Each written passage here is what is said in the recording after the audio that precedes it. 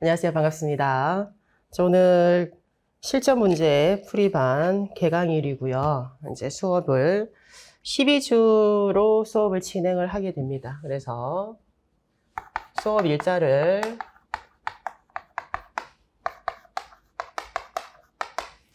자, 7월에는 오늘이 7월 1일이고 그 다음에 7월 8일, 7월 15일, 그리고 7월 22일 요렇게 4주간 수업을 하고 마지막 7월 29일은 이제 휴강을 이렇게 하려고 하고요. 그 다음에 8월 수업은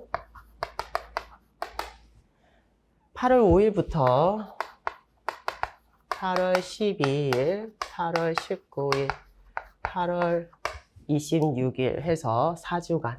그 다음에 올해는 9월에 추석이 들어있더라고요. 그래서 보니까 추석 연휴가 목, 금, 토 이렇게 되던데 수요일날 제가 이제 지방에서 올라오고 내려가니까 내려가는 게 좀 문제가 돼서 추석주를 일단은 휴강을 하려고 해요. 그래서 9월 2일 날 수업을 하고 9월 9일, 그 다음에 9월 16일, 그 다음에 9월 25일이 돼야 되는데 여기에 휴강을 하고 25일이 아니라 23일, 그리고 9월이 5주차까지가 있어요. 그래서 9월 30일 날 요때 이제 종강을 하는 걸로 해서 수업 일자를 이렇게 잡았어요. 이렇게. 그래서 7월 달 4주, 8월 4주, 9월도 4주인데 추석주 전 9월 23일은 휴강하고 종강이 9월 30일로 이렇게 수업을 하겠습니다. 자, 그리고 수업에 관련해서 그 질문 있죠? Q&A. 자, 질문은 강치욱 연구소.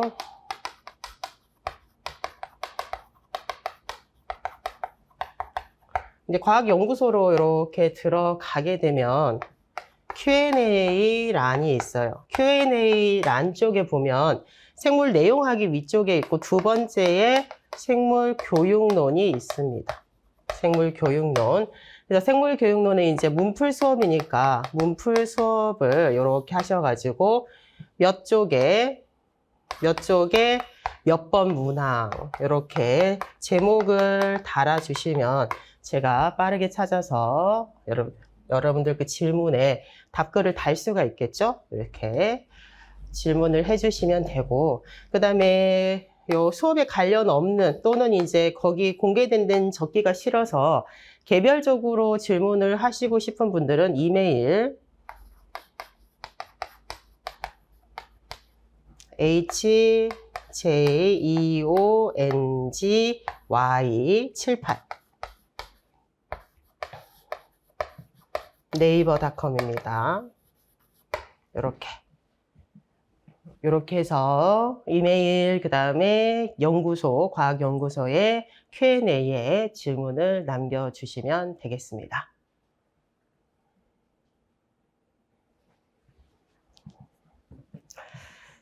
자, 그리고 교재 순서를 한번 보겠습니다. 교재를 보시면 그 생물교육론 그 이론서의 순서에 맞춰서 1장부터 6장까지 구성이 되어 있고요. 작년 기출문제가 앞쪽에 배열이 되어 있습니다. 그래서 최근에 이제 기출문항하고 그리고 이제 예상문항 해서 올해는 총 140문항이 수록이 되어 있어요. 항상 150문항 정도를 했는데 사실은 뭐 자료는 차이가 있을 수는 있지만 그 영역별로 작성 방법의 조건들은 사실 제한적이어서 같은 이제 답안을 적는 이제 중복 문제가 많아서 저도 이제 여러분들도 푸는 게 이제 스트레스겠지만 저도 이제 같은 문항이 비슷한 류를 푸는 게 좀 좋지는 않거든요. 그래서 이제 책을 이번에 편집을 할 때 중복이 좀 심한 문제를 좀 제거를 하면서 좀 배열을 좀 다시 했습니다. 그래서 140문항, 그래서 작년 기출문제 6문항 해서 총 146문항이 들어있어요. 그래서 우리가 이제 뭐 기본 과정하고 심화 과정의 수업을 이제 진행을 했습니다. 그럼 여러분들이 개별적으로 뭐 기출 문제도 분석을 하고, 그 다음에 뭐 스터디를 하는 학생들도 있고 나름은 이론 공부를 했을 거라고 생각을 하고 지금 시점에서 지금 시험이 7월이니까 8, 9, 10, 11 한 150일 정도 남았나요? 좀 덜 남은 느낌인데 한 5개월이 지금 안 남았잖아요. 그래서 지금은 기출 이제 분석만 했던 거 말고 실제 한번 풀어보고 그 다음에 이제 예상 문제 등등을 이제 문제를 풀어보면서 본인이 일단은 문제풀이 반은 먼저 문제를 푸는 게 굉장히 중요합니다. 문제를 안 풀고 해설을 듣게 되면 본인이 그거를 이제 나도 그렇게 생각해 라고 이제 이를 이제 인식을 하면서 본인이 이제 그렇게 푸는 것처럼 이제 생각을 하고 이제 답을 체크를 하는데 나중에 이제 혼자서 풀게 되면 생각보다 명확한 답안으로 적히지가 않습니다. 그래서 사전에 먼저 문제를 풀고, 그 다음에 이제 수업에서 핵심 이제 그 키워드하고 어떻게 이제 서술을 할 건지를 조금 이제 연습을 하는 이제 과정이 필요하다. 그리고 힘이 들겠지만, 문제를 푸실 때 핵심적으로 이제 빠뜨리면 안 되는 핵심 용어를 먼저 체크를 하신 다음에 항상 답안은 문장으로 쓰시는 연습으로 해야 되겠습니다. 그래서 주어하고 수로가 조금 명확하게 드러날 수 있도록 해야 되고요. 그리고 이제 답을 이제 이렇게 읽게 되면 인과관계나 이제 선우가 이게 바뀌어서 이게 좀 이상하게 문장이 이게 논리적으로 안 맞는 부분들이 있어요. 그러면 누가 읽어도 조금 문장이 이상하거든요. 그러면 이제 부분 점수화가 될 가능성이 있고, 그리고 핵심 용어가 빠지면 무조건 점수가 이제 없습니다. 그래서 좀 이제 명확하게 핵심 용어가 빠진다는 거는 실수로 안 적었네라는 것들도 가끔은 있을 수 있지만 가르치는 입장에서는 명확하게 못 외웠다. 이제 그렇게 생각을 하는 거거든요. 그래서 그거를 내가 뭐를 알고 뭐를 모르고 그러면 모르고 또는 이제 안다고 생각했는데 틀린 거 이런 것들을 수정하는 과정이 문제풀이에서 꼭 이제 들어가야 되겠죠. 그래서 앞으로 이제 문제풀이가 끝나면 파이널 모의고사가 4회 이제 강채욱 선생님이랑 같이 하게 되는데 그때는 문항이 4회 모의고사를 쳐봤자 생물교육론은 24문항밖에 4, 6, 24 그렇게밖에 안 되기 때문에 문제풀이에서 굉장히 중요하게 시간을 조금 할애를 하셔서 정리를 하는 것이 중요하다고 생각이 됩니다. 자, 오늘 순서는 작년 기출 문제부터 이제 풀이를 하고 영역별로 들어가도록 할게요. 자, 앞에 이거는 지우도록 하겠습니다.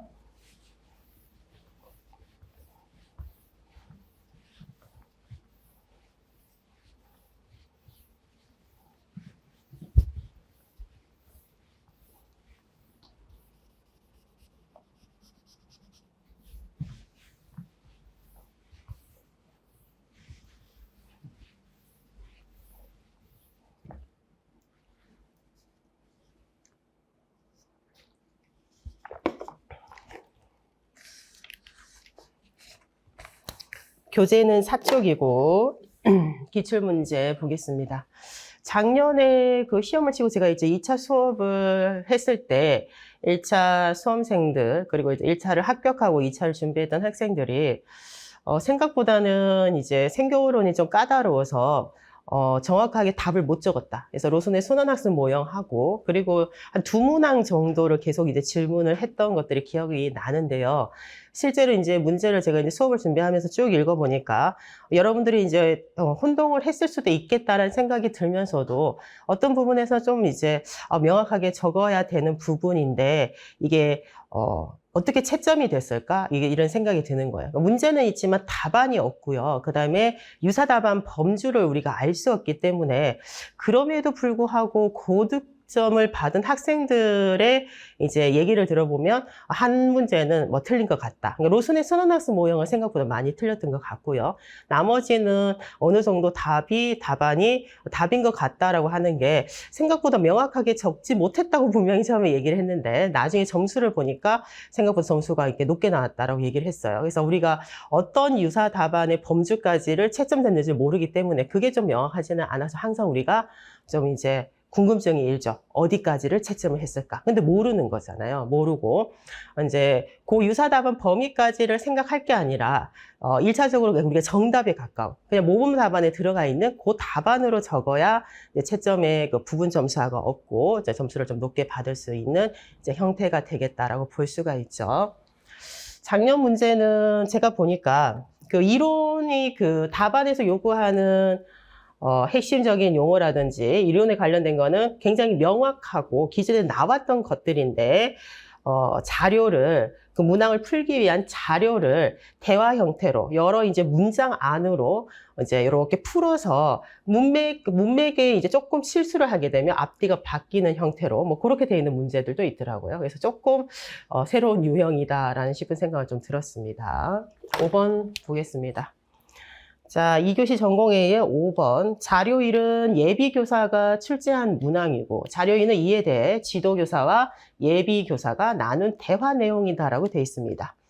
자료1을 보게 되면 예비교사가 출제한 문항인데요. 어떤 생물학자가 안데스 산맥 주민의 미맹 빈도가 인류 전체 미맹 빈도에 비해서 매우 낮더라. 이 이유를 탐색하는 과정에서 다음과 같은 조사 결과를 제시를 했다는 겁니다. 자료죠. 그래서 주민이 재배하는 채소 중에서 일부에는 AITC가 들어있더라. 미맹은 PTC와 유사한 물질인 AITC의 쓴맛을 느끼지 못합니다. 미맹이 있는 사람들은.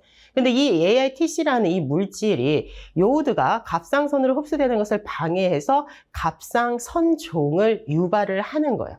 근데 우리가 나이가 든 이제 분들 쓴맛이 좋다고 하시는 분들도 있지만, 일반적으로는 쓴맛이라는 것은, 피해야 할, 약간 이제 뱉는단 말이에요. 그래서 만약에 미맹이 없는 사람들은 이 AITC가 들어있어서 채소가 쓰게 되면 덜 먹을 거죠. 덜 먹을 수밖에 없을 것 같아요. 그런데 이제 미맹이 있는 사람들은 쓴맛을 못 느끼다 보니까 이 채소를 거르지 않고 이제 먹게 됩니다. 그럼 그들은 갑상선종이 유발이 될 확률이 높아져요. 그럼 아무래도 요 이제 병에 의해서 어느 정도 생존율이 조금 영향을 받고, 그럼 이제 후대에 그 자손을 이제 세대를 이제 거치면서 전달하는 형태가 조금 차이가 있을 수 있겠죠. 이게 자료 1번입니다.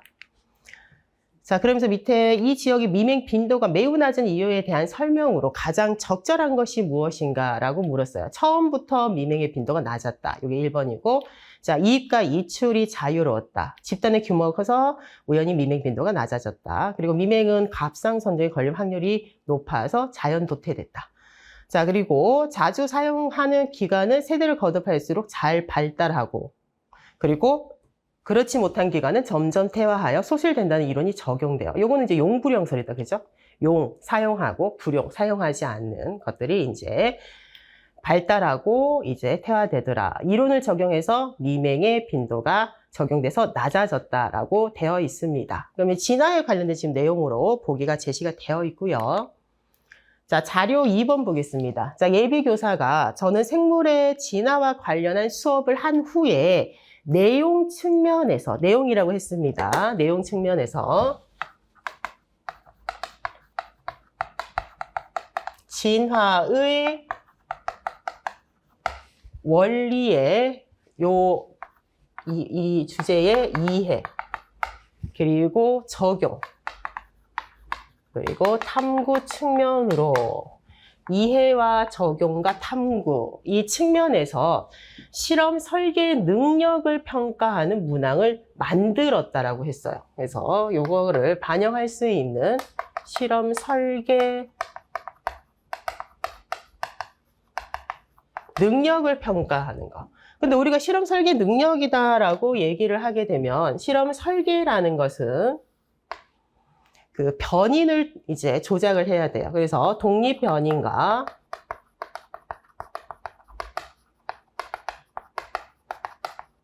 종속 변인이 무엇인지를 찾고, 독립 변인 안에서도 조작 변인, 조절 변인의 조작, 그리고 통제 변인의 통제 등의 변인 통제를 바탕으로 해서 실험을 할 수 있는 실험 과정을, 구체적인 실험 과정을 계획하는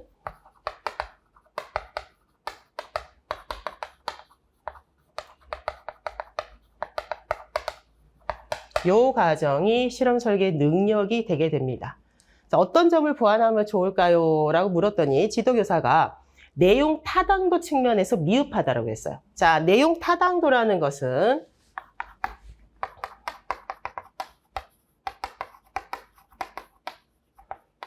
자, 내용 타당도가 나오게 되면 항상 그 평가의 목표 또는 학습 목표, 이 평가 목표와 실제 평가 문항이 얼마나 일치하는가, 요거를 드러내는 게 내용 타당도입니다.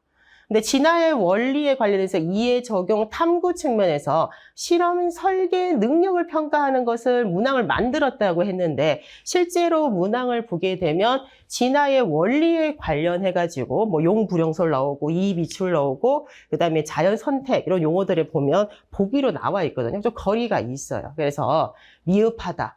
평가계에서 설정한 탐구 측면과 문항이 부합되지 않는 것이 내용 타당도가 낮다라는 이제 말이 되지요. 이 문항은 탐구 측면에서 통합 탐구 기능이 실험 설계가 아니라 자료 분석 및 해석과 무엇을 평가하는 것이네요라고 교사가 얘기를 했습니다. 자, 그랬더니 문항을 다시 잘 살펴보니 그것이 맞는 것 같네요라고 본인도 얘기를 하고 있어요. 그럼 문제를 다시 볼까요? 자, 자료를 지금 있습니다. 여기 보면 자, 조사 결과 자료가 있어요. 이 세 가지 자료를 바탕으로 해서 이 인류 전체의 미맹 빈도보다 안데스 산맥 주민의 미맹 빈도가 매우 낮은 이유를 찾는 과정이에요. 그럼 이 자료를 이제 분석을 해야 되고 요거를 바탕으로 이유를 찾는 거. 그럼 이제 결론 도출밖에 없어요. 그래서 요 이제 기억에 들어갈 답은 결론 도출이 되겠죠. 결론 도출. 왜 미맹 빈도가 낮은가? 그거를 이제 결론, 확정적인 그 답이잖아요. 답을 이렇게 자료를 분석하고 해석해서 답을 찾는 그 과정으로 이제 얘기를 할 수가 있습니다. 자, 그 다음에 두 번째로 혹시 이 문항 출제와 관련해서 더 논의하고 싶은 게 있나요? 라고 물었더니 저는 이 문항을 통해서 학생들이 어떤 오개념을 가지고 있는지 진화가 일어나는 원리들을 과학적으로 이해하고 있는지를 평가하고 싶었어요 라고 얘기를 하게 됩니다. 그래서 진화가 일어나는 원리에는 돌연 변이도 있고, 자, 유전자 흐름도 있고, 뭐 창시자 효과, 뭐 병목 현상, 여러 것들이 이제 여러 가지들이 이제 있지요. 유전적 부동부터 해가지고. 자, 이 문항은 그 진화의 원리 중에서 유전자 흐름을 제대로 이해를 하고 적용할 수 있는지를 평가하는 문항이다라고 생각을 한다라고 얘기를 하고 있습니다. 그러면 이 지금 우리가 유전자 흐름을 얘기를 했어요. 여러 가지 그 유전자 풀에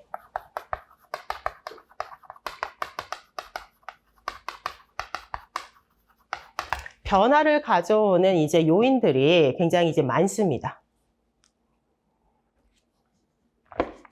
그래서 여기 이제 2015 개정의 기준으로 하면 지금 이게 생명과학 2에 나와 있는 내용이죠. 그래서 유전자 풀의 변화를 이제 생각하면 첫 번째가 이제 돌연 변이도 있고 여기서 나와 있어요. 내용에서. 돌연 변이, 그 다음에 유전자 흐름, 그리고 자연 선택,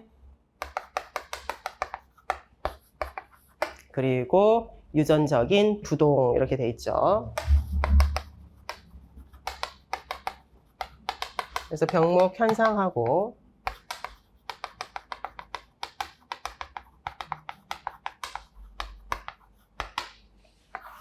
요것 중에서 유전자 흐름을 이제 이해하고 적용할 수 있는지를 평가하는 문항이다라고 얘기를 했습니다.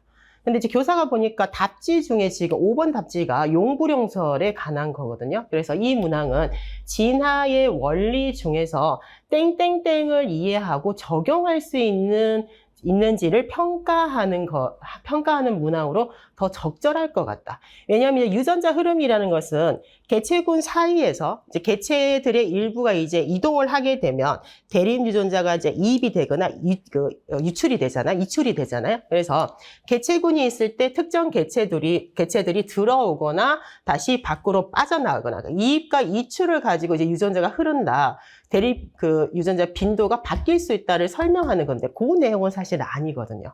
그래서 유전자 흐름으로 설명할 것이 아니라 용불용설이 있네요가 힌트예요. 그래서 니은에 해당나는 것은 요겁니다. 요거. 자연 선택이라는 용어가 들어가야 돼요. 그래서 그 네 번째 답지에 있는 것처럼 자연 선택이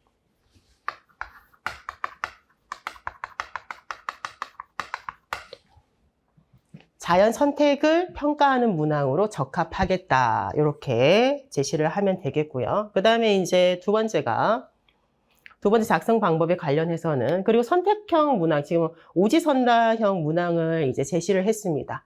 답을 몰라도 답을 맞히는 학생이 있을 것 같아요. 이거는 이제 선다형 문제 이제 단점이에요. 단점.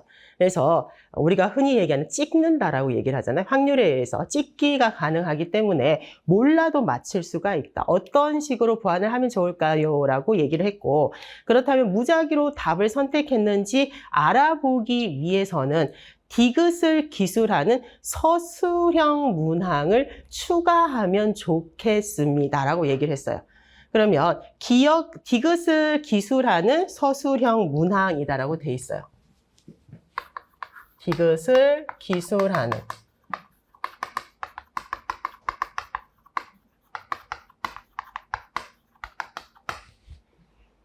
자, 그랬더니 그렇게 하면 답을 알고 선택한 것인지 아닌지를 판단할 수 있겠어요? 라고 이렇게까지 되어 있습니다. 그래서 작성 방법을 보게 되면 첫 번째가 예비교사가 출제한 문항의 내용 타당도가 미흡한 이유를 기억을 포함하여 서술할 것이다 라고 얘기를 했으니까 내용 타당도가 미흡한 이유를 적으라고 했어요. 그럼 여러분들이 답안에 뭐가 들어가야 되냐 하면 평가의 목표하고 평가 문항이 일치하지 않는다는 것을 얘기를 해야 되죠. 그럼 이게 지금 평가의 목표입니다.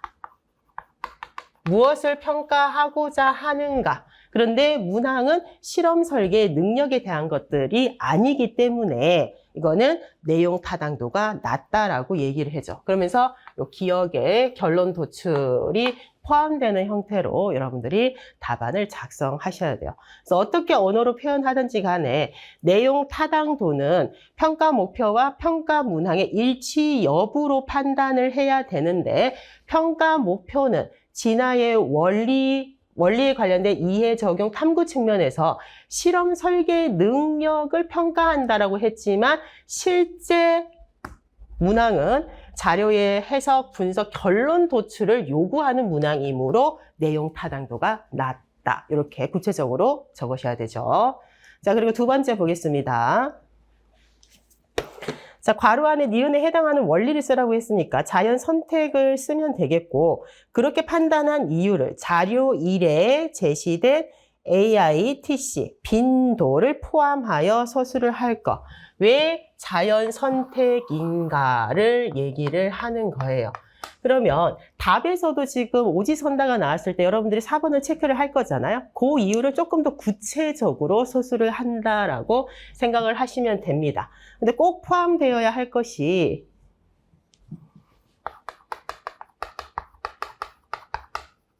빈도가 들어가야 되다 보니까 이게 지금 진화의 원리 관련된 내용이에요. 그럼 여러분들이 자료를 보시면서 요거 자연 선택에 대한 걸로 여러분들이 알고 있는 이론으로 요거를 언급을 하시면 되죠.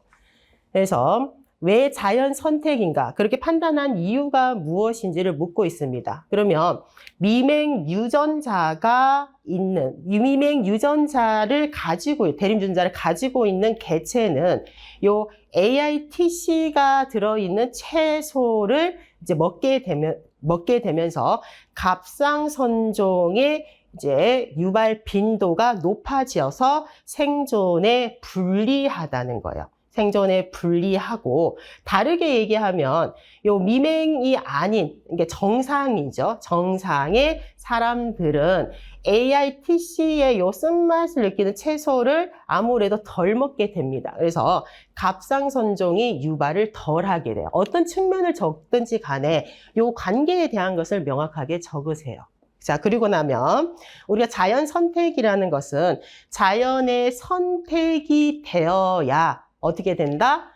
그러니까 일단 생존해서 살아남아야 돼요. 그래서 자연 선택돼서 더 많은 자손을 남길 수가 있고 세대가 거듭하게 되다 보니까 미맹 여기 이제 빈도가 낮은 사람들이 여기에서 많이 살고 있더라라고 얘기를 할 수밖에는 없습니다. 그래서 자, 맥락을 가지고 미맹 대림 유전자를 가지고 있는 사람들은 요 AITC 같은 채소를 섭취를 하게 될 수밖에 없어요. 그래서 갑상선종의 유발 빈도가 높아질 겁니다. 그래서 아무래도 이 사람들이 이제 개체를 남기지 못해 생존에 불리하다는 거예요. 생존에 불리했어요. 그래서 이 사람들이 지금 세대를 거듭하면서 자손을 못 남기거든요. 그러다 보니까 인류 전체의 미맹 빈도보다 훨씬 더 이렇게 미맹이 낮더라. 그러니까 자연 선택으로 설명을 하면 돼요.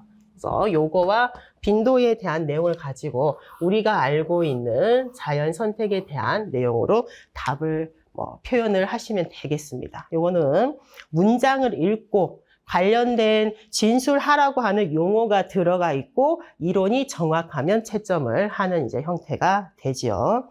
자, 괄호 안에 세 번째, 디귿에 해당하는 내용을 서술해라라고 되어 있습니다.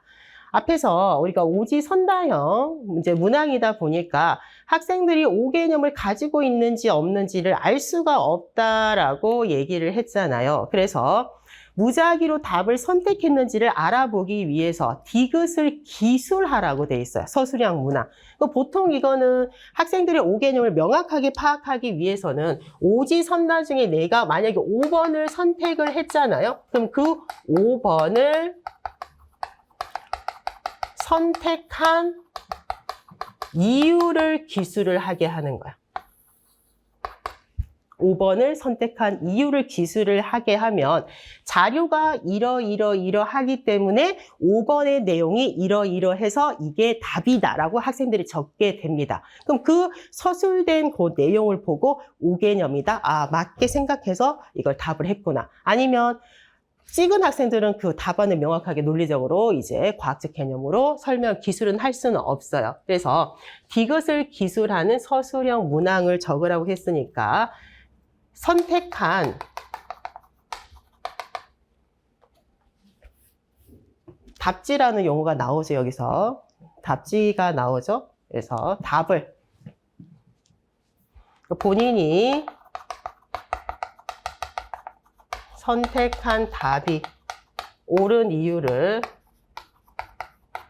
이렇게 표현을 하든지 간에 본인이 선택한 답이 옳은 이유를 서술하는 이제 문항을 이제 추가하면 좋겠다. 답을 선택한 이유 이렇게 들어가면 되겠어요.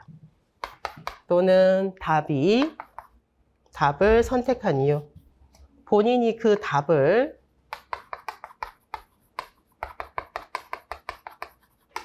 선택한 이유 이런 형태로 서술을 해야 될 것 같아요.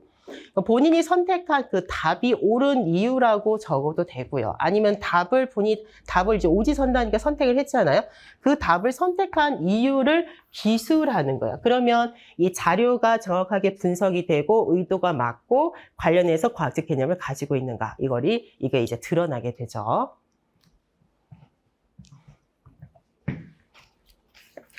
자, 이렇게 해서 4점으로 출제가 됐어요. 그래서 내용 타당도 여러 요소들이 굉장히 많이 들어가 있습니다. 내용 타당도의 의미를 아는가. 그 다음에 이제 문항이 어떠한 이제 그 주제에 관련해서 어떤 부분을 출제하는 것을 여러분들이 판단할 수 있는가. 그래서 결론 도출이라는 내용이 들어가고. 그 다음에 답에 관련해서 이게 이제 자연 선택에 관련된 이제 예시 문항이다. 요거를 이제 알고 있는가. 그럼 자연 선택의 의미를 알고 있는가. 그리고 학생들이 이제 그 오지선다형은 단점이 뭐냐 하면 확률적으로 찍기가 가능하다는 거예요. 몰라도 찍어서 맞출 수가 있기 때문에 그걸 보완할 수 있는 방법이 무엇인가. 이게 전반적인 내용으로 굉장히 걸쳐져서 문항이 출제가 됐죠.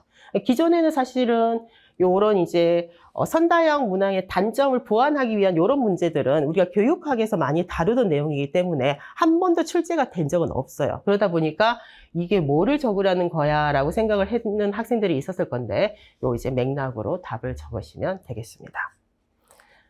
자, 정리하고 다음 문항으로 6번으로 넘어가 봅니다.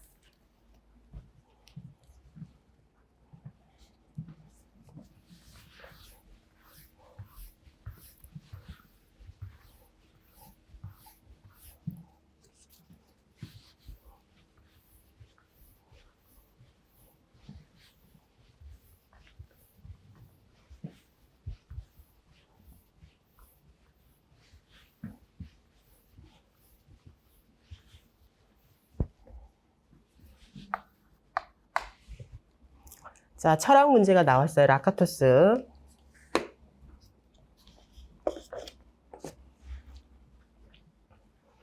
자, 자료 1은 DNA 구조 발견 과정. 주제가 여기 나와 있어요. DNA 구조. 자, 이거를 과정을 간략하게 기술한 과학사 사례이다라고 돼 있어요. 그러니까 우리가 과학사가 굉장히 섬세하게 적혀 있지가 않거든요. 그래서 이제 우리가 과학사 사례를 수업에 이용하기 위해서는 그 수업의 방향성을 맞춰가지고 조금씩 이렇게 재구성을 해서 사용을 하게 되고 문제를 만들 때도 역시 그렇습니다. 자, 자료 1번이 나와 있고 2번은 대화 내용입니다. 자, 자료 1을 보게 되면 가에서 DNA 구조가 밝혀지기 시작할 때라고 되어 있습니다. 그래서 과학자들은 DNA가 당, 염기, 인산으로 이루어진 나선형 구조라고 생각을 했다는 거고, 자, 이들은 염기가 사슬에 바꿨죠. 우리가 아는 거 좀 다르죠. 인산이 안쪽에 있다라고 가정을 했다라고 했어요. 자, 그런데 이 가정을 하고 이제 세 가닥이죠. 그러니까 삼중 나선 구조로 이제 생각을 해서 DNA 사슬들이 마그네슘 이온을 사이에 두고 결합하고 있다라고 생각을 했는데 마그네슘 이온이 이제 세포 안에서 물 분자를 둘러싸여 있기 때문에 이 세 가닥의 요 나선형의 구조로 결합을 제공하기는 어렵다는 것이 이후에 밝혀지게 됩니다. 자, 그리고 나를 보게 되면 자, 이게 이제 변칙 사례라는 거예요. 변칙 사례. 그러면 이게 어떤 게 이제 변칙 사례라는 용어는 우리가 이제 쿤에서 이제 나오는 내용이에요. 변칙 사례.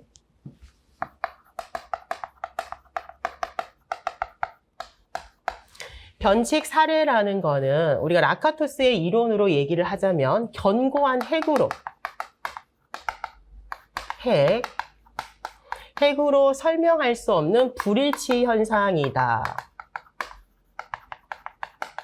실제 변칙 사례는 쿤의 과학혁명 이론에서 패러다임으로 설명할 수 없는 불일치 현상을 변칙 사례라고 얘기를 했고, 이 용어는 이미 기존에 시험에 출제가 됐어요.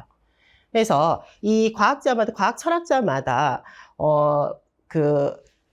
요거는 이제 쿤은 패러다임이라는 연구의 총체적인 이제 작동하는 이제 그 총체적인 단위를 패러다임이다라고 했고, 그리고 라카토스는 연구 프로그램이다라고 얘기를 하게 되고요. 그러면서 변칙 사례는 패러다임으로 설명할 수 있는 불일치 현상이다라고 얘기를 하게 되는데, 라카토스는 사실은 포퍼의 제자이면서 쿤의 요 이론을 이렇게 통합을 한 이제 과학 철학자가 됩니다.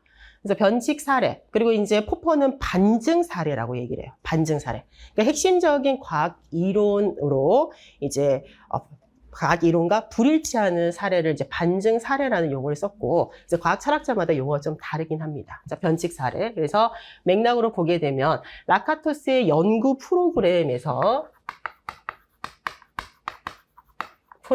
있을 때 견고한 핵하고 불일치한, 그러니까 견고한 핵으로 설명할 수 없는 형태가 불일치 현상이다라고 얘기를 할 수가 있습니다. 어떤 게 불일치 현상이냐 하면 여기 이제 염기가 바깥쪽에 있고 인산이 안쪽에 있다고 가정을 한 것 자체가 이런 형태의 삼중 나선 구조의 결합력을 제공하기가 어렵다는 거예요. 그래서 이게 이제 설명이 불가능한 형태가 됐다라는 내용입니다. 그래서 이 변칙 사례를 설명을 하기 위해서 해결을 해야 되잖아요. 그래서 어떻게 했냐 하면 염기와 인산의 위치를 바꾸게 된 거예요. 그래서 우리가 아는 것처럼 안쪽으로 이제 그 DNA 사슬이 있을 때 염기가 안쪽으로 그리고 인산을 바깥쪽으로 구조를 이렇게 위치를 바꿨다는 겁니다.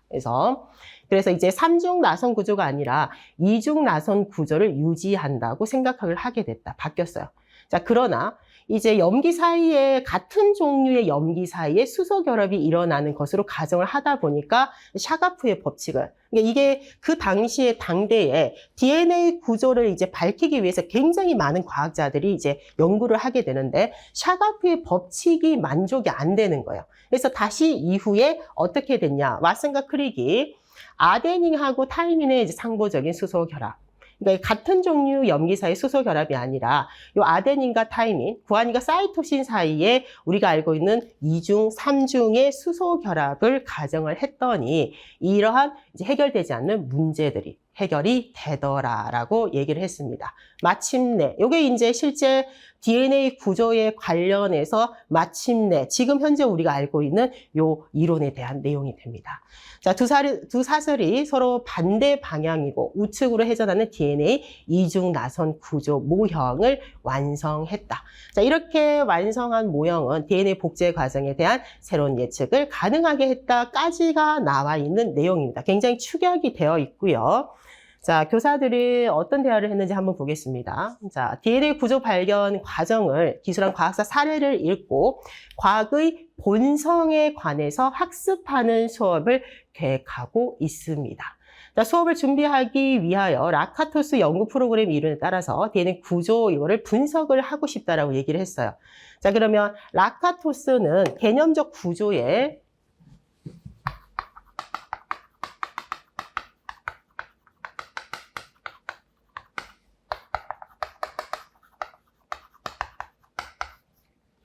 견고한 핵과 보호대 이렇게 두 가지가 있고요. 그리고 방법론적 규칙에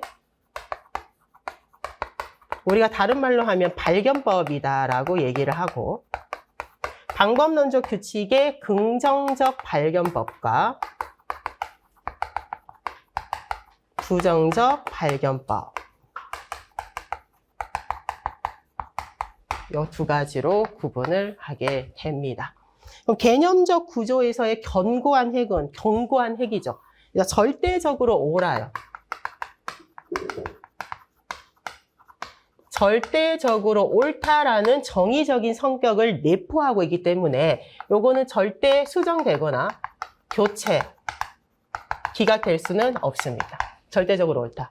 그럼 이제 보호대는 무엇인가? 보호, 견고한 핵을 둘러싸서 보호하고 있는 벨트, 띠가 됩니다. 띠. 그래서 우리가 견고한 핵 안에는 어떤 것들이 있는가? 자연현상을 설명할 수 있는 일련의 기초 원리들의 집합체. 쉽게 얘기하면 핵심 이론이 여기 들어있어요. 핵심 이론이 여기에 들어있고 보호대는 이 견고한 핵을 보호하는 형태이기 때문에 자연현상을 설명하는 핵심 이론이 만들어지기까지의 관찰의 초기 조건이라든지 실험의 여러 조건들, 보조 가설들 이러한 것들이 다 들어가 있습니다. 보호대. 그래서 보호하는 띠기 때문에 견고한 핵은 절대적으로 옳으니까 이게 수정되거나 교체되거나 기각되지 않도록 띠를 둘러서 보호를 하고 있다라고 볼 수가 있어요. 그래서 그림에서도 이렇게 나타내잖아요. 그림에서. 여기 핵이 있고 요거를 둘러싸서 보호하고 있는 보호대가 있고 이렇게 되어 있죠. 그럼 방법론적 규칙이라는 것은 이 연구 프로그램이 있을 때 이 핵으로 설명할 수 없는 불일치 현상. 여기서 얘기하는 변칙 사례입니다. 변칙 사례가 나왔을 때 어떻게 요거를 해결해야 되는가. 그 방법에 대한 규칙이야. 연구자들이 따라야 하는 규칙이 됩니다. 그래서 적극적으로 따라야 하는 연구의 지침서라고 생각할 수 있는 게 긍정적 발견법이에요. 그러면 이 견고한 핵으로서 설명할 수 없는 불일치 현상, 변칙 사례가 나왔을 때 적극적으로 연구에 따라야 하는 규칙, 지침은 뭐냐? 긍정적 발견법이다. 자, 긍정적 발견법은 경관 핵은 절대적으로 옳기 때문에 이거는 건드릴 수가 없어요. 그럼 무엇을 바꿔서 보호대를 수정하거나 보완하거나 변화를 시켜서 불일치 현상을 설명 가능한 현상으로 만들어라. 이게 이제 긍정적 발견법이 되죠. 그래서 긍정적 발견법은 보호대를 수정, 용어가 굉장히 다양하게 쓰여요. 보완, 그 다음에 확장, 그리고 변화를 시켜서 요 불일치 현상을 설명 가능하도록. 그래서 대다수의 우리가 가장 많이 볼 수 있는 예가 어떤 거를 가지고 제시를 했냐면 보조 가설을 새로 추가를 해서 이 보조 가설을 통해서 변칙 사례를 설명할 수 있도록 바꾸는 겁니다. 그래서 이게 긍정적 발견법. 적극적으로 따라야 하는 지침이 되고요. 자, 긍정적 발견법을 시도를 했어요. 요 이제 연구 프로그램을 믿고 따르는 과학자들이. 그래서 불일치 현상을 이렇게 설명을 하게 되면 이 현상을 설명하면서 보호되는 보조 가설이 추가가 되면서 이렇게 조금 진화한 형태가 되는 것이고. 그런데 모든 불일치 현상을 설명할 수는 없어요. 적극적으로 요거를 해결하려고 시도를 했지만 실패를 해.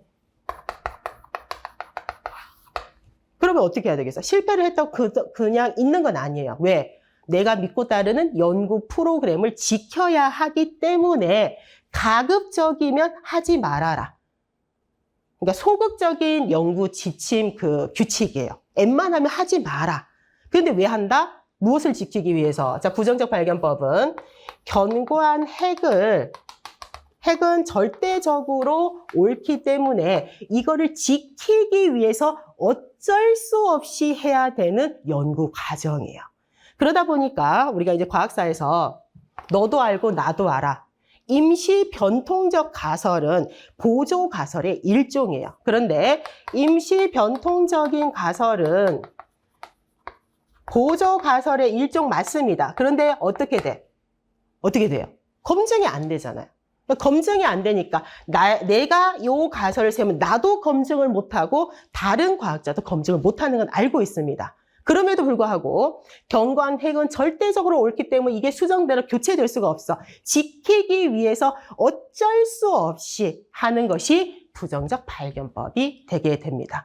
그래서 임시 변통적 가설을 이렇게 제시를 제공을 하게 되면 요 불일치 현상을 여기 보조가설, 임시 변통적 가설 보조가설이잖아요. 그러면 긍정적 발견법 아닌가요? 라고 하지만 요거는 그냥 땜빵으로 메꾸는 거예요. 그럼 이제 더 이상 요 연구 프로그램은 전진을 할 수가 없어요. 그럼 나중에 보면 얘도 퇴행적으로 남을 수밖에 없는 거라. 그래서 긍정적 발견법하고 부정적 발견법은 동전의 양면과 같다. 여기 동전의 위에 있는 긍정적 발견법을 먼저 시도를 해요. 그러면 성공하면 그대로 있으면 돼. 근데 다 실패해. 그럼 그대로 있을 것인가? 아니지. 내가 이 연구 프로그램을 지키기 위해서 뒤집어. 그럼 부정적 발견법으로 이제 연구자들이 나아가게 되더라. 요 이제 내용들이 이제 시험에 출제가 된 겁니다. 자, 라카토스는 연구 프로그램이 핵과 보호대를 포함하고 있고 핵은 두 가지 방법론적 규칙을 가지고 있다. 과학자들이 준수해야 될 두 가지 연구 지침. 요거는 적극적으로 따라야 하는 연구 지침. 요거는 소극적으로 따라야 돼. 되도록 하지 말아야 하는 연구 지침 두 가지 이렇게 풀어서 적혀져 있습니다. 자, 그럼 예비교사가 보호대를 수정 혹은 보완을 해서 변칙 사례를 설명하라. 이 지침은 어디에 해당한다? 긍정적 발견법에 해당이 됩니다. 자, 그리고 DNA 구조 발견 사례에서 니은이라는 내용은 보호대에 해당할 것 같다라고 되어 있습니다. 자, 요거를 다시 분석을 해봅시다. 요 앞에 좀 지우고.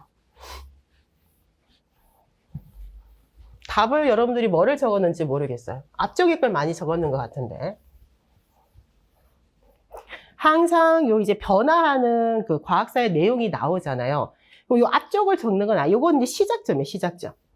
시작점이고, 요거를 쭉 보게 되면, 이제 대하에서 DNA 구조 발견 사례에서 보호대에 해당하는 것 같다라고 했으니까 보조 가설. 이 보조가설의 특징은 뭐냐 하면 경관 핵을 보호하는 보조가설이거든요. 근데 여기 앞쪽에 가를 많이 적은 학생들이 있는데 이 부분을 적으면 안 돼. 요거는 이제 이게 구조가 전체 밝혀지기 시작할 때에 대한 내용이고, 들어 넘어가서 어디를 가지고 요 완성돼 있는 요걸 보고 적는 거야, 요걸 보고. 그럼 요 지금 주제는 DNA 구조 발견 과정입니다. 과학사가 DNA 구조 발견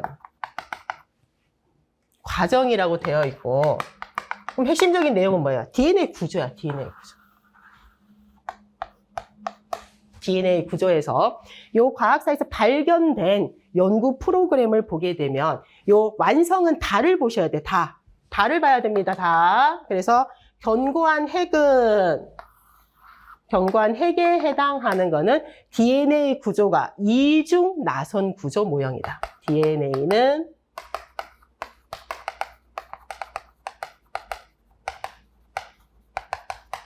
요렇게. 그럼 요거를 보호하고 있는, 설명하기 위한 보조가설, 요 보호대에 들어가는 거는 무엇을 적어야 된다? 요걸 적어야 돼요. 상보적인, 염기의 상보적인 수소결합. 그래서 여기에 보면 아데닌과 타이민, 그 다음에 구아닌과 사이토신. 요 사이에 상보적인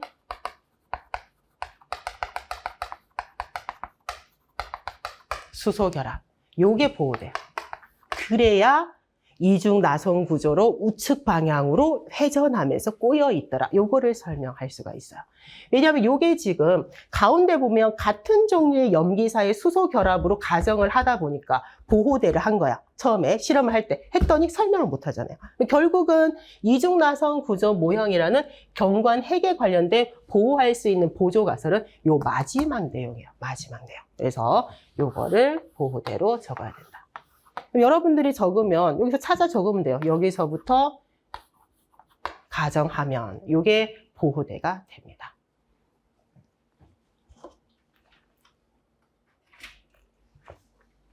자, 요렇게 이제 가정을 하고 났더니 그간에 요렇게 가정을 했더니 여러 가지 문제가 해결된다는 결론에 이르렀다.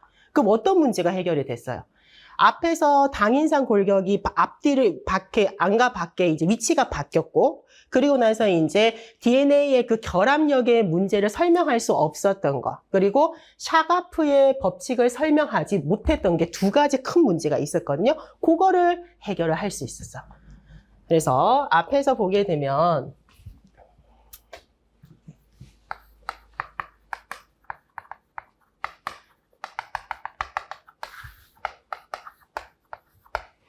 가의 사례를 보게 되면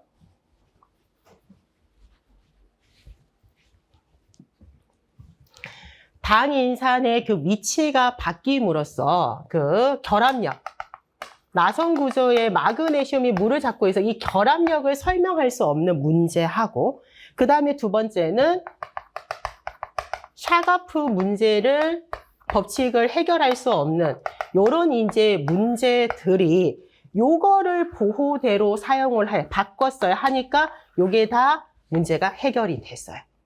그래서 여러 가지 문제가 해결되고, 그럼 가와 나에서 해결되지 못한 요 맥락의 1, 2번 문제를 해결하고, 그리고 더 나아가서 플러스 새로운 DNA 복제 과정에 대한 새로운 예측을 가능하게 했다. 요게 이 연구 프로그램이 전진적, 발전적인 상태에 놓여 있는가, 퇴행적인 상태에 놓여 있는가를 판단할 수 있는 기준이 이제 되게 됩니다. 자, 묻는 내용을 다시 보고 정확하게 다시 구자를 해봅시다. 자, 작성 방법 첫 번째, 괄호 안에 기억에 해당하는 용어를 써라. 자, 긍정적 발견법이다라고 얘기를 했고요. 긍정적 발견법. 자, 그리고 괄호 안에 니은에 해당하는 내용을 자료 1에 가에서 찾아서 소설하랬네. 그럼 가에서 찾아야 되네. 다는 가. 자, 니은이 지금 보호되니까 가에서 찾으라고 하면 그거를 적어야 됩니다. 가에서. 요거는 다고. 가의 거를 정리를 하겠습니다. 가에서 찾으라는 거를 못 봤네. 자, 가를 가지고 연구 프로그램을 완성되기까지 전에, 자, 핵은 똑같이 DNA의 구조가 들어가 있고요. 그 다음에 보호대를 보려고 하면, 보호대는 거기에 보면 그 내용이 있어요. 생각했다, 이렇게 되어 있거든요. 어디에 있냐 하면, 나선형 구조, DNA 나선형 구조라고 되어 있다 생각을 했고, 보호대는 그거를 싸고 있을 때 어떻게 생각했냐 하면, 여러분들이 여기서 제가 체크를 해볼게요. 가에서 찾으라고 하면, 요거죠. 가정. 요 부분이에요. 그래서, 염기가 사설이 바깥쪽에, 인산이 안쪽에 있다고 가정한 거. 요겁니다. 요거를 적으시면 돼요. 자, 가에서 보호대를 적으라고 했기 때문에, 자, DNA가 나선형 구조라고 생각을 한 거, 물질은 뭐 상관없어요. 나선형 구조라고 생각하는 이 구조에서 어떤 게 보호되냐 하면, 염기가 사설의 바깥쪽에,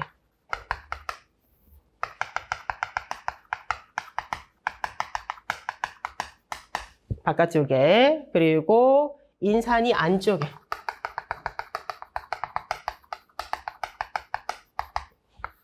이렇게 가정한 내용이 요게 우리가 얘기하는 보호대다라고 얘기를 할 수가 있습니다.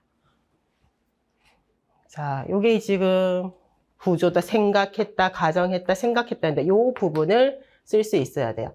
그래서 결정적으로 염기와 인산의 그 배치 자체가 잘못됐기 때문에 요 결합력에 대한 거를 설명할 수 없었던 거거든요. 그러면서 나중에 요 염기와 인산의 위치를 바꿔요. 바꾸니까 설명이 어느 정도는 해결이 됐어요. 그러면서 안쪽에 염기의 수소 결합. 그런데 이제 같은 염기끼리 결합한다라고 했더니 다른 것. 요거는 해결이 되는 거야. 위치만 바뀌어도 해결이 됐는데 샤가프의 법칙이 만족이 안 되는 거야. 그래서 염기 배열을 달리해서 마지막 다에서 해결을 하게 됩니다. 가에서 찾으라고 하면 요거 부분을 보호대로 여러분들이 찾았으면 돼요. 요거. 자, 그래서 자료 1에 가에서 찾으라고 하면 보호대는 해당하는 거는 요 가정 부분이다. 자, 그리고 괄호 안에 디귿과 리을에 해당하는 거. 디귿을 보게 되면 라카토스의 연구 프로그램은 전진 또는 이제 퇴행 상태에 있다. 그러면 전진과 퇴행을 나누는 기준은 뭔가?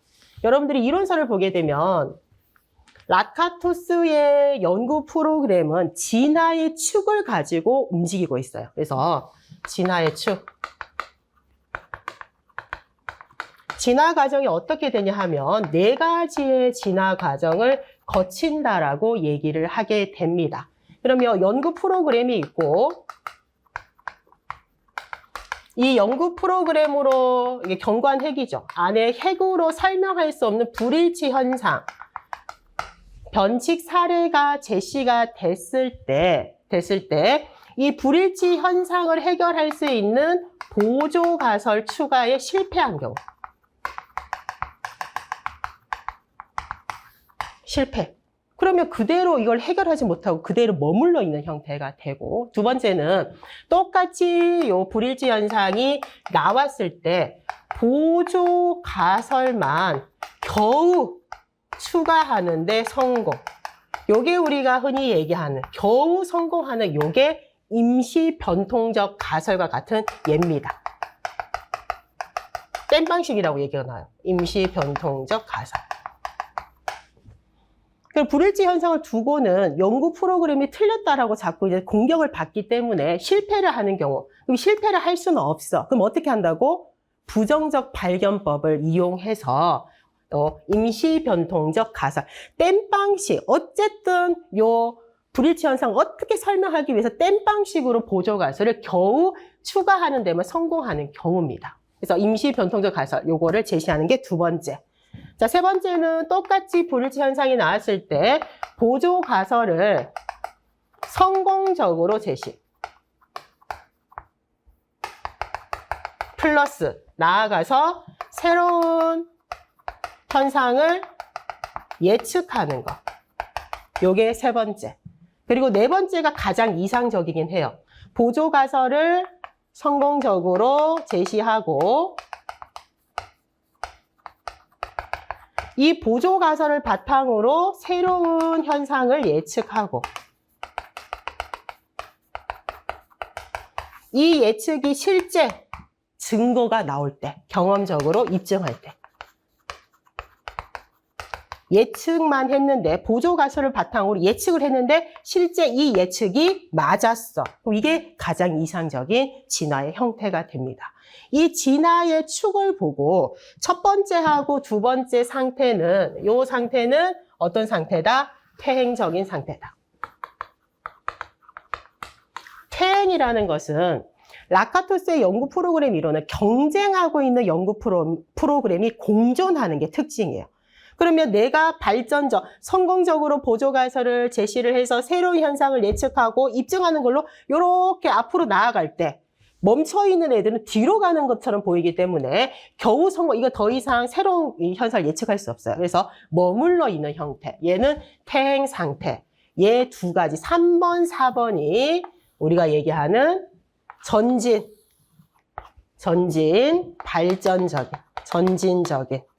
발전적인 상태의 연구 프로그램이 되게 됩니다. 자, 그러면 두 가지 상태 중에서 디귿 아니면 리얼인데 밑에를 봐야 되죠. DNA 구조 모형 연구 프로그램은 어떤 상태에 있다? 요 상태에 있죠. 발전적인 상태에 있다. 그러면 이제 리얼이 자동적으로 두 개 중에 하나인데 리얼이 요게 퇴행이라는 용어가 리얼에 들어가야 되네요. 리얼에 들어가고. 자, 그러면 왜 발전적인 상태에 있는지를 묻고 있잖아요. 그럼 지금 요 예시는 3번 예시예요. 대부분의 과학사는 4번이 거의 없다라고 그랬어. 왜냐면 우리 살아생전을 못 볼 수도 있다라고 했습니다. 그래서 대부분은 없는 내용을 지울 수가 없잖아요. 그래서 항상 3번으로만 출제가 됩니다. 그럼 어떤 맥락으로 적어야 돼요? 자, 연구 프로그램에 견고한 핵에 불일치하는 현상이 나왔을 때 보조 가설을 성공적으로 제시를 했어. 어떤 거? 염기의 수소 결합의 상보적인 그 염기의 결합을 설명을 했거든요. 그러면서 기존의 여러 가지 문제를 해결하고 나아가서 DNA 복제 과정에 대한 새로운 예측을 가능하게 했기 때문이다. 요거를 함께 적어야 돼요. 함께.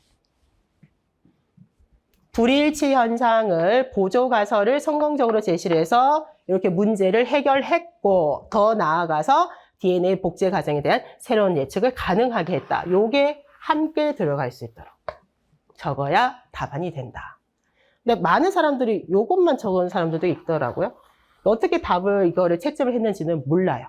실제로. 그래서 이론적으로는 기존에 해결하지 못했던 문제를 다 해결하고 나아가 새로운 그 예측을 가능하게 했다가 같이 접목돼야 되기 때문에 부분만 적은 학생들을 부분 점수화를 시켰는지 그거는 알 수가 없다.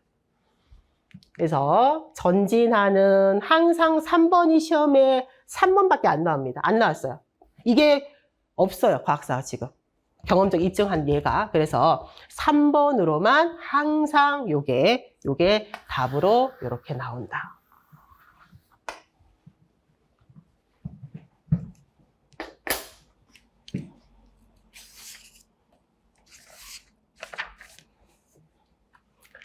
자, 7번으로 가겠습니다.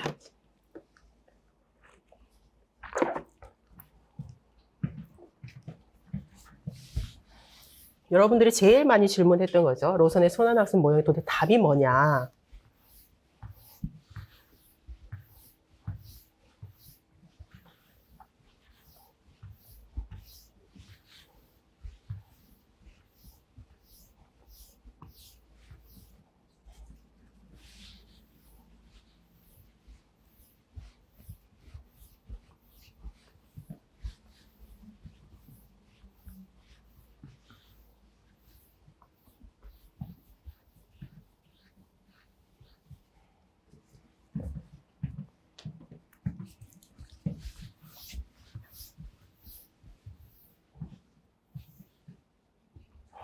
자, 7번. 사람의 유전에 대한 과계도 분석 수업에 적용할 수업 모형을 선택하는 예비교사와 지도교사의 대화 내용이다. 주제.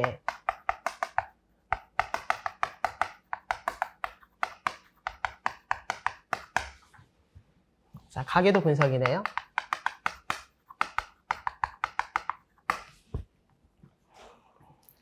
자, 예비교사가 계획하고 있는 수업의 학습 목표를 보게 되면 귀지 상태의 유전 가계도에서 우열 관계를 찾아. 근데 여기서 더 나아가서 유전자형으로 설명할 수 있다. 학습 목표만 보면 바로 어떤 거를 선택해야 될지가 나오죠.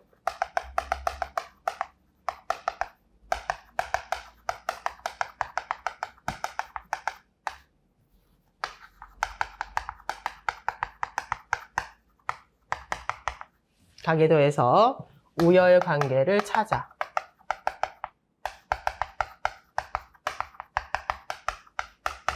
찾고, 그 다음에 유전자형으로.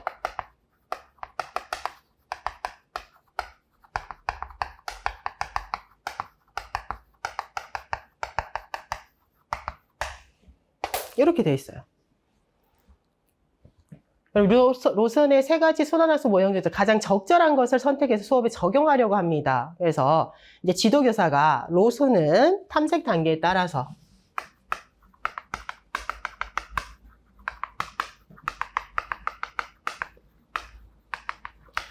로선의 순환학습 모형은 SCIS처럼 세 단계로 되어 있어요. 첫 번째 단계가 탐색이고, 그리고 두 번째가 로선은 카플러스처럼 개념 도입이라는 용어를 안 썼어요. 그러니까 용어를 썼어요. 용어를 도입하고, 그리고 개념을 적용, 응용하고. 근데 이 탐색이라는 요 단계에서 학생이 어떤 탐구 수업을, 탐구의 형태, 탐구 유형을 경험하느냐에 따라서 세 가지로 나누게 됩니다. 학습자가 어떤 탐구의 유형을 경험하느냐. 그래서 저기 또 학생이 경험하는 탐구 내용에 따라 이렇게 돼 있죠. 이게 이제 실제 순환학습의 세 가지를 판단하는 기준입니다. 탐구 내용이 무엇인가. 유형이라 적었는데 저기 따라서 나도 탐구 내용으로 적자. 그럼 첫 번째가 서술적, 다른 말로 이제 기술적이라는 용어도 나오지만 이미 평가원에서는 서술적이라는 용어를 쓰고 있어요. 그러니까 여러분들도 서술적 순환학습 모형.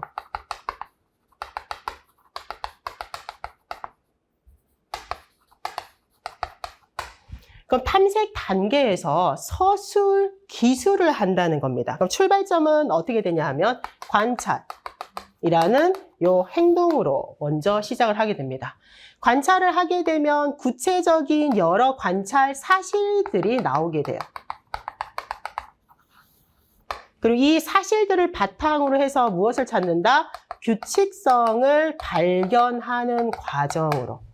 그런 과정 안에 탐구를 하기 때문에 의문이 있을 수 있어요. 어떤 의문? 자, 서술적인 의문. 서술적 의문은 왜 그럴까가 아니에요. 무엇일까? 어떤 모양일까? 크기가 어떻게 될까? 이게 서술적 의문이고, 이 서술적 의문에 대한 서술적 답을 찾아야 돼요. 그거를 요 과정을 통해서 찾는 겁니다. 그래서 규칙성을 발견하는 데까지가 서술적인 순환학습 모형이죠. 그러다 보니까 뭐가 생기지 않는다? 인과적인 의문이 생기지 않는다. 요거에 생기면 안 됩니다. 왜 그럴까? 자, 학습 목표 한번 보세요. 가계도를 봐요. 그럼 여기 지금 나와 있는 것처럼 보게 되면 유전자형이 쓰여 있지 않는 5가족의 이제 기지 상태의 유전 가계도를 나눠준다라고 했어요. 그럼 이제 말 그대로 기지 상태의 유전 가계도 요거를 분석을 해요. 그 안에서 규칙성을 찾아. 규칙성을 보게 되면 어떤 게 우성인지 열성인지가 나와요. 그럼 나오잖아요. 그럼 거기서 끝나는 것이 아니라 규칙성은 발견돼서 우성과 열성을 찾았거든요. 그런데 그거를 왜 이러한 우성과 열성이 나타나는지를 유전자형으로 그 원인, 이유, 까닭을 설명하는 거야. 그 원인, 이유, 까닭. 이게 우성과 열성이 나타나는 그 인과적 관계를 설명해야 되는 거거든요. 요거는 이제 뭐야? 인과적 의문이 생성되고, 왜 이건 우성이고 이건 열성인가? 요거에 대한 답을 찾기 위해서 유전자형을 이용해서 그 원인을 설명하는 것까지가 들어가게 됩니다. 누가 봐도 이거는 경험 기초적 순환학습 모형이야. 그래서 서술적 순환학습 모형은 규칙성만 찾아. 어디까지만 찾아야 돼? 여기까지만 찾아야 돼. 그러면 기지 상태의 유전 가계도를 해석하여 우열 관계를 찾을 수 있다 하면 요거야. 근데 찾았어. 근데 왜 우성하고 열성이 나타나는지를 유전자형으로 설명을 하게 했어요. 그러면 요거는 귀추가 들어가는 거예요. 귀추가 눈에 보이지 않는 유전자형을 이용해서 왜 우성이고 열성인지가 나오는지 요거를 찾는 형태가 포함이 되기 때문에 그래서 두 번째 경험 기초적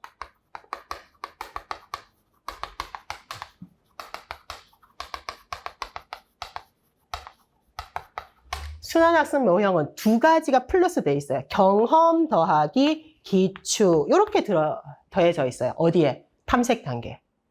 탐색 단계에 경험 더하기 기추까지가 들어가는 형태니까 경험은 무엇을 의미한다? 요 서술적 순환학습 모형 했던 그대로예요. 서술적인 탐구 그대로 들어가요. 이게 요만큼을 서술적 탐구예요. 서술적 의문이 제기되고 탐구 규칙성을 발견하는 걸로 답을 찾는 게 서술적 탐구 그대로 들어갑니다. 그럼 규칙성을 찾았어. 근데 거기서 끝나는 것이 아니라 플러스 인과적인 의문을 발상을 해서 이 인과적인 의문을 해결하기 위해서 해답, 잠정적인 해답으로 제시를 하긴 하죠. 가설로. 가설이라는 용어가 명확하게 안 나오니까 헷갈렸던 것 같기도 하고. 그래서 인과적인 의문의 생성과 그 인과적 의문을 해결하기 위해서 유전자형을 이용해서 우성과 열성 관계를 설명하는 과정까지가 들어가 있어요. 그래서 경험 기초적 순환학습 모형은 경험 더하기 기추다. 인과적 의문을 생성을 해서 인과적 의문에 대한 원인과 결과잖아요. 그 원인, 이유, 까닭이 무엇인지를 설명하는 것까지가 들어가 있어요. 자, 그리고 세 번째는 여기에서 올게요. 가설, 연역적 순환학습 모형.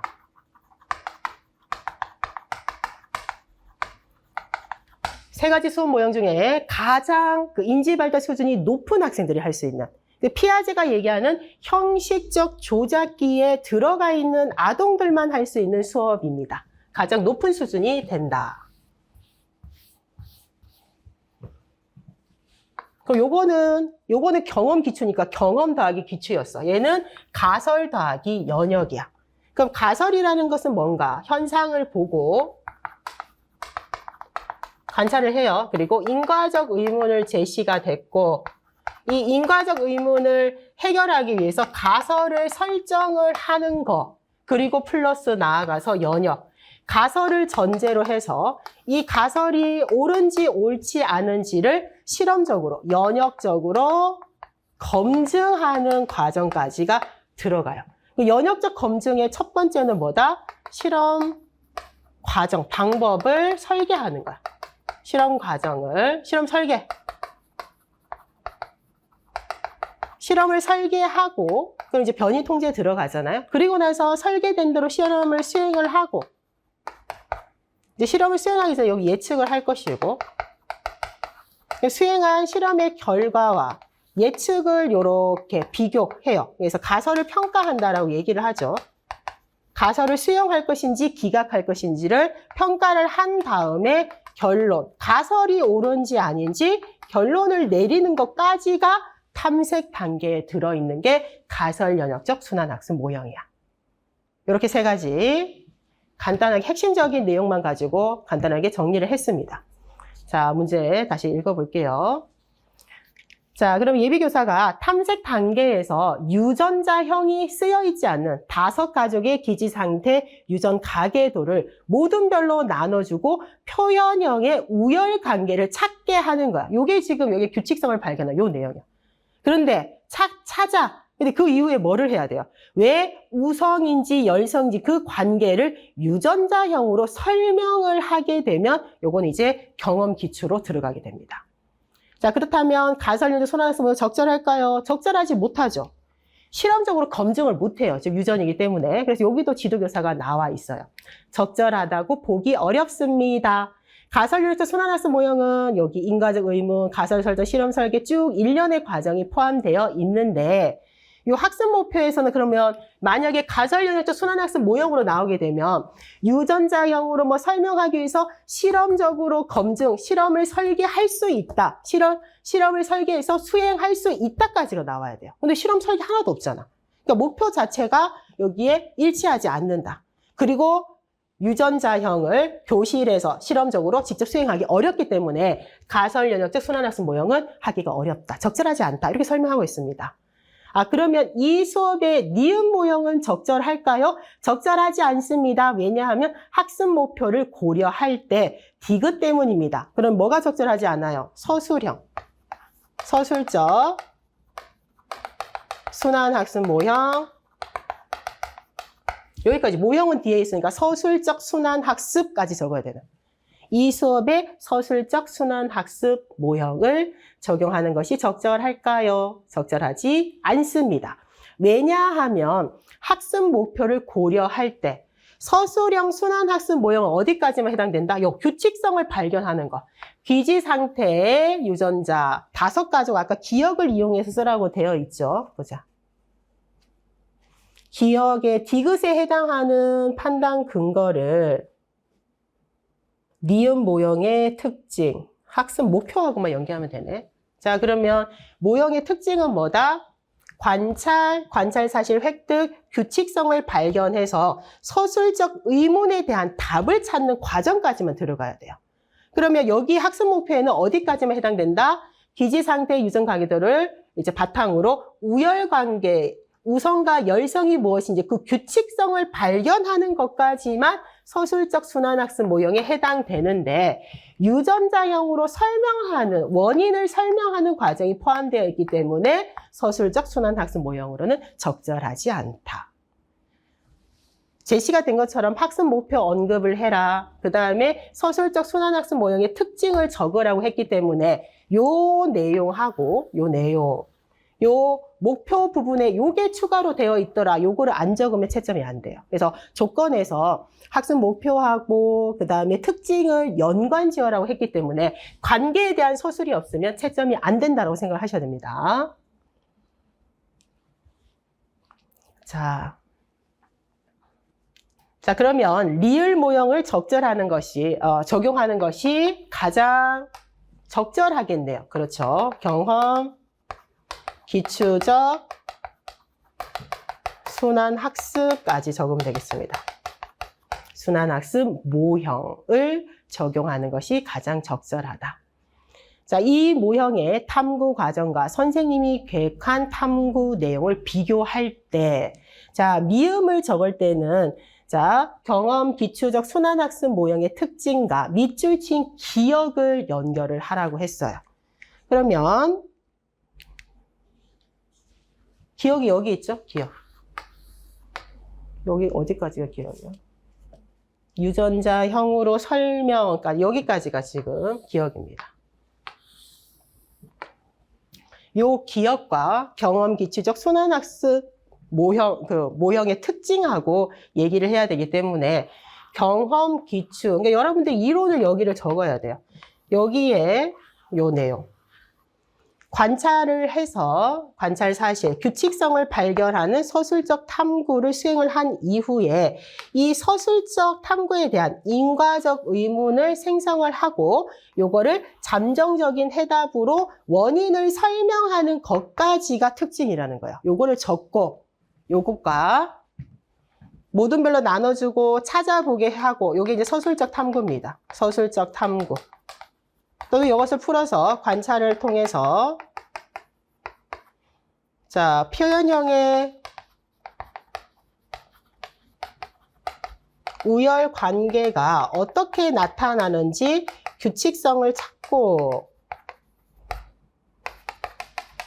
여기서 더 나아가서 뭐가 나와 있다? 우열 관계를